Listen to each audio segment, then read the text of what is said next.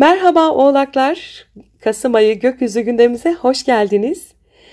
Kasım ayı sizler için sosyal çevre, dostluklar, projeler ve geleceğe dair planlar üzerinden güçlü bir dönüm noktası olacak. Bu ay hem iş hem de özel hayatınızda kimlerle yol yürüyeceğinizi sorguluyor olacaksınız. İlişkilerdeki yüzleşmeler, kariyer hedefleriniz ve sosyal çevreniz iç içe geçerek sizi daha sağlam bir yol haritasına yönlendirecek. Bu arada çek odasınız efendim. Gelin Kasım ayının enerjilerine birlikte bakalım. Kasım ayı boyunca Güneş Akrep Burcu'nda ilerlerken sizler için sosyal çevre, dostluklar ve projeler öne çıkıyor. Yeni çevrelere girebilir, ekip çalışmaları içinde daha aktif olabilirsiniz. Aynı zamanda geleceğe dair planlarınızda önemli farkındalıklar yaşayabilirsiniz. Gökyüzü size şunu söylüyor: artık kimlerle yol almak istediğinize karar verme zamanı. Merkür ise Yay burcunda ilerliyor. Sizleri iç dünyanıza dönmeye ve zihinsel anlamda daha fazla sorgulama yapmaya çağırıyor. Ancak ikizlerdeki Uranüs'le de karşıtlık yapıyor.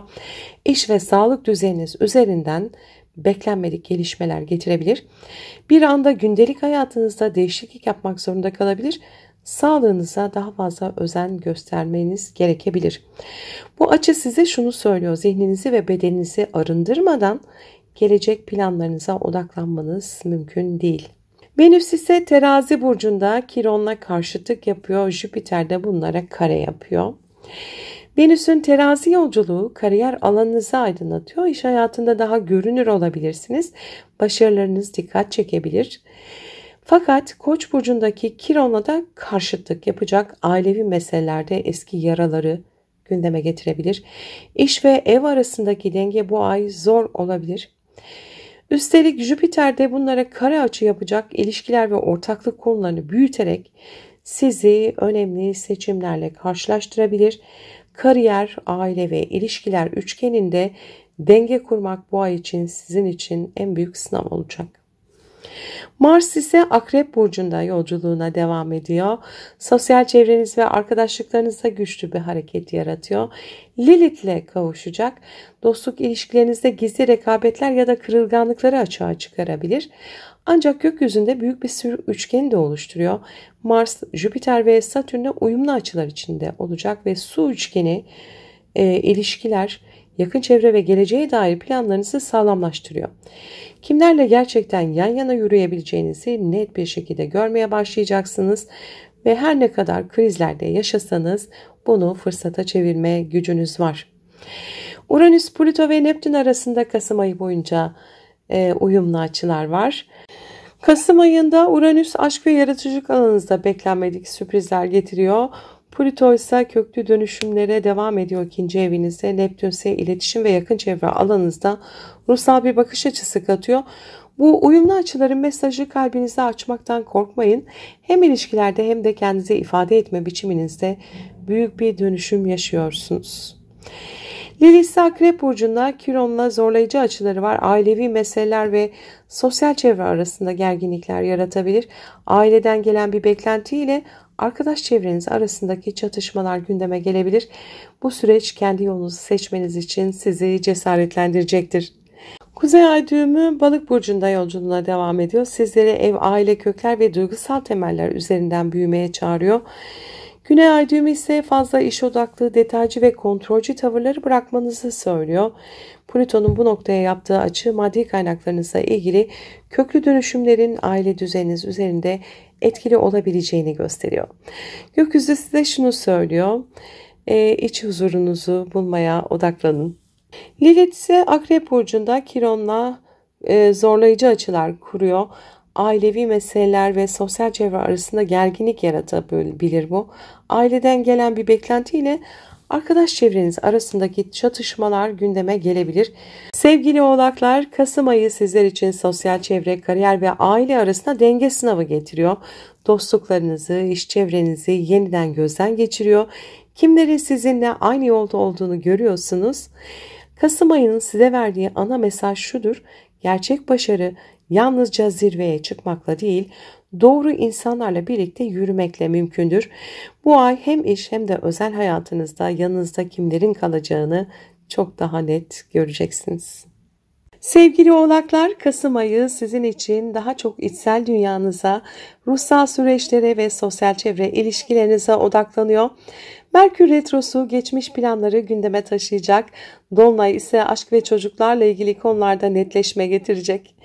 Gelin gün gün birlikte inceleyelim Kasım ayını. 4 Kasım'da Mars Yay burcuna geçiyor ve Uranüs'le karşıtlık yapacak. Mars'ın Yay burcuna geçmesiyle bilinçaltınız hareketleniyor. Bu süreçte enerjinizi dışa vurmakta zorlanabilirsiniz. İçinizde öfke birikebilir. Uranüs'le karşıtlık ise aşk hayatında veya çocuklarla ilgili konularda beklenmedik gelişmeler getirebilir. Gizli duygular aniden açığa çıkabilir.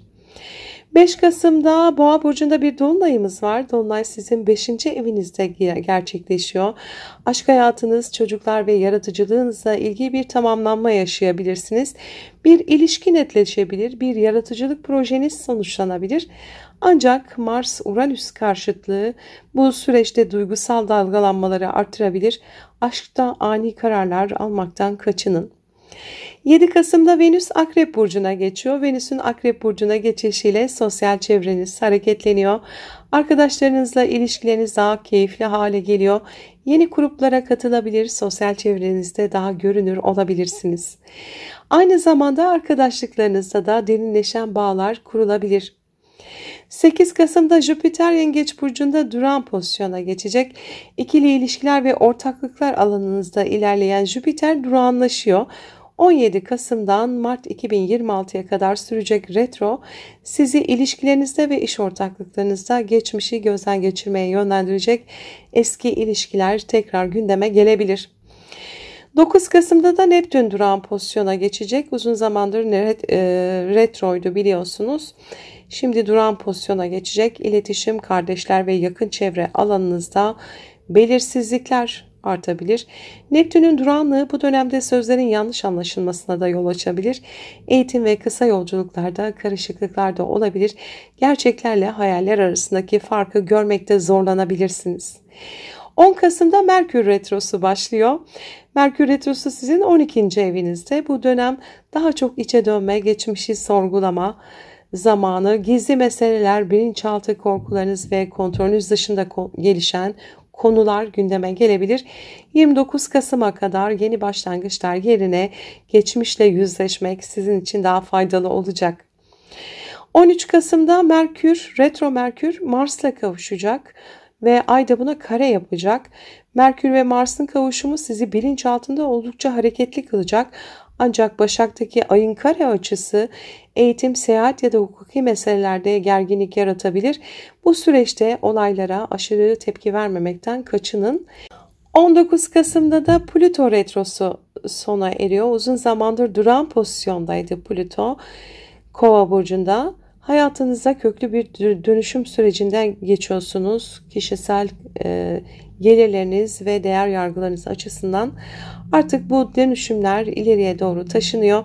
Kendi kimliğiniz, hedefleriniz ve yaşam yönünüzle ilgili büyük bir güç kazanma dönemine giriyorsunuz.